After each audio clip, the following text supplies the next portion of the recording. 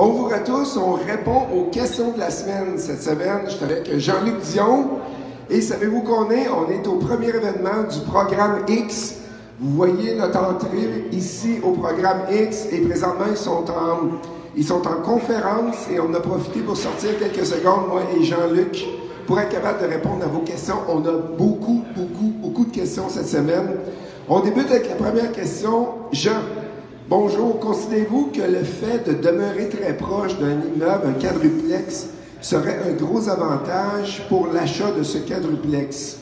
Il n'y a pas grands avantages, Jean, à demeurer proche, parce que qu'est-ce qu'on enseigne dans les cours, c'est d'essayer d'être le plus autonome possible avec ton quadruplex. Fait que si tu es capable de l'avoir en gestion, c'est encore mieux, mais ça n'a pas grands avantages, parce que qu'est-ce que tu fais? Tu essaies de trouver ton deal, ton meilleur deal, et souvent, tu ne seras pas capable de le trouver à 500 mètres de ta maison. Tu es mieux de t'éloigner et d'aller chercher un meilleur deal, quitte à le mettre en gestion. On a une question pour Jean-Luc.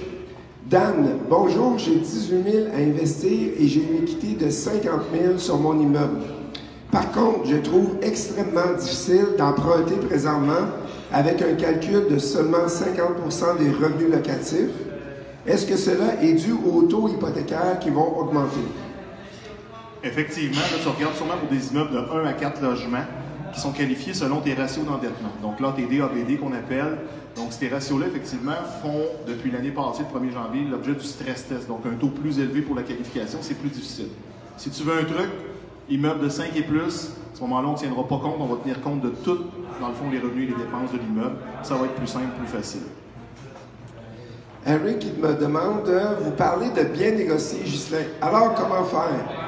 À Huntsic, un duplex, évaluation de la ville, 419 000, prix demandé 649 000, avec un revenu potentiel de 33 000. Et le vendeur vous dit vente sans garantie légale. En premier, Harry, un duplex n'est pas un immeuble rentable. Fait qu'essaye pas d'aller chercher de la rentabilité ou à ces prix-là. C'est plus un duplex pour être propriétaire occupant. Fait que si tu veux demeurer en ville, être propriétaire occupant, c'est parfait, c'est les immeubles idéaux. Mais ce n'est pas les immeubles idéaux pour avoir un rendement sur ton immeuble. Et la valeur de la ville à 419 000, ça ne veut rien dire. Peut-être que la valeur marchande est peut-être 700 000. Le gars demande 649 et tu as un super de bon deal parce que tu es en bas de la valeur marchande. Mais tu ne le spécifies pas dedans. On s'en va maintenant avec Gab. Si je vais te laisser lire, OK? Merci, Ghislain.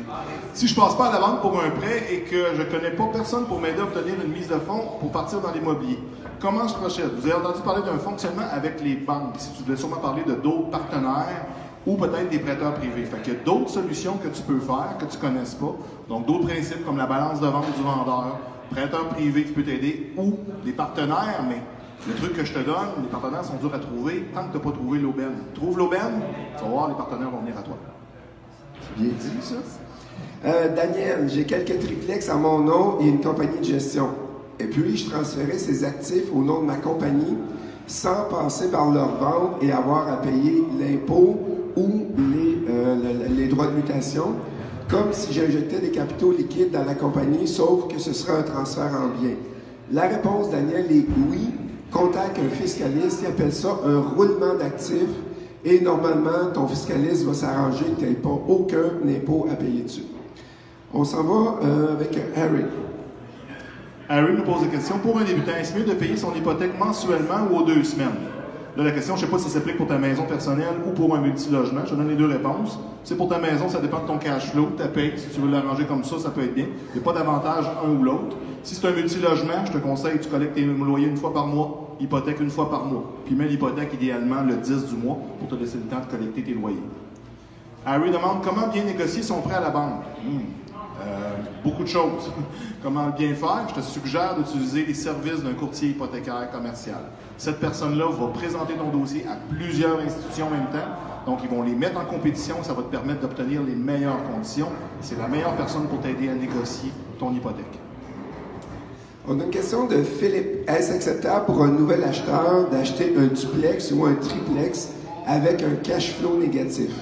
Sinon, vaut-il mieux attendre et acheter du plus gros, quitte à rester hors du marché de Montréal quelques années de plus ou hors du marché de court? La réponse, Philippe, est si tu ne demeures pas dedans, c'est pas une bonne façon d'avoir un cash flow négatif. Parce que qu'est-ce que tu veux? Tu veux bâtir un parc immobilier et si tu commences et tu en achètes 2, 3 négatifs, tu vas être obligé d'aller chercher peut-être une deuxième job ou une troisième job pour être capable de payer ceux qui sont négatifs. Donc, soit tu trouves des partenaires, comme Jean-Luc vient de dire, ou tu attends un petit peu plus pour être capable d'acheter un plus gros, ou tu sors de la ville et tu t'en vas en banlieue pour que ça coûte moins cher. On a une question de Robin. Le centre-ville de Montréal est de plus en plus compétitif et est de moins en moins intéressant, rentable. Quels secteurs des environs sont très intéressants pour du multi, du 6 à 24 plex? Je ne connais pas assez Montréal, chacun des quartiers. Est-ce qu'il y a un courtier immobilier qui pourrait nous aider et nous donner quelques bons quartiers qui travaillent à Montréal et qui voient des bons deals dans le 6 et 24 logements? Je te laisse, Suzanne. Alors, Suzanne demande, est-ce vrai et difficile de refinancer un immeuble par la banque lorsqu'on l'a préalablement acquis avec un prêteur privé? Tout dépendamment. En fait, si tu l'as acquis avec un prêteur privé, c'est parce que tu ne passais pas avec une banque nécessairement. Donc, si on veut passer avec une banque, l'important, ça va être que si on l'a acheté à cause d'un crédit, ça va être d'avoir quelqu'un ou un partenaire pour être capable de refinancer, donc pour répondre aux critères. Il n'est pas plus difficile. On va acheter avec un privé souvent parce que l'immeuble a besoin d'amour, l'immeuble est vide peut-être, donc on va se servir d'un prêteur privé. On va l'optimiser, le remplir et ensuite de ça, on va refinancer. Mais c'est pas plus difficile, puis c'est important d'avoir cette stratégie-là déjà établie au départ quand vous achetez avec un prêteur privé, de savoir comment vous allez sortir de là, soit en vendant l'immeuble, soit en refinançant avec un prêteur conventionnel. On a une bonne question ici de Pierre, et je pense que c'est la première fois que je me fais poser. Pierre demande pourquoi y a-t-il tant de coachs en immobilier au Québec et comment choisir la bonne formation? On a commencé, quand j'ai commencé, on était seulement 2 au Québec et maintenant on est rendu à 5-6 des coachs en immobilier. La façon de choisir, il faut choisir quelqu'un qui a les mêmes valeurs que toi. Les mêmes choses que tu veux faire aussi. Par exemple, si tu t'en vas dans le flip, dans le location achat, tu veux aller travailler avec des partenaires, des prêteurs privés, va avec une école. Je ne vends pas mon école, là. Va avec une école qui te convient le plus. Nous autres, on est très spécialisés dans la pratique. On va aller visiter des immeubles, on va aller visiter des maisons pour faire des offres d'achat aussi.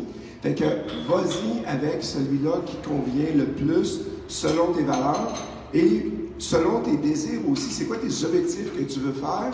Et qu'est-ce que je te propose? Si tu es intéressé, Pierre, appelle au bureau et demande-nous un 30 minutes gratuit au bureau.